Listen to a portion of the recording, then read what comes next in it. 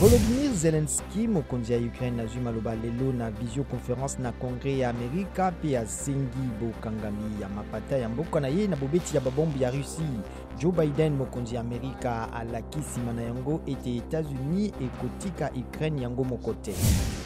Mokonzi ya Ukraine alobi ngonga ya kondima ete mboka na ye ekoki kokota te na OTAN lokola Russie ezali kosenga ekoki. Masolo kati na bayi Ukraine na Russie mazali matata tango bitumba bikokisi mikolo tuku mibale.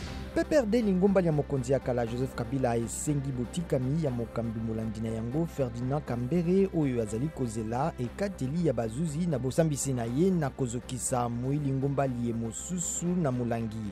Mokambi ya PPRD Emmanuel Ramazani Shadari alobi bosambisa miboye bozali ya politiki po Ferdinand Kambere akangaka monokote. Fonds monétaire international elobi bokoli bwa PIB bosalamaki na pene 5,7% na ekolo Congo démocratique.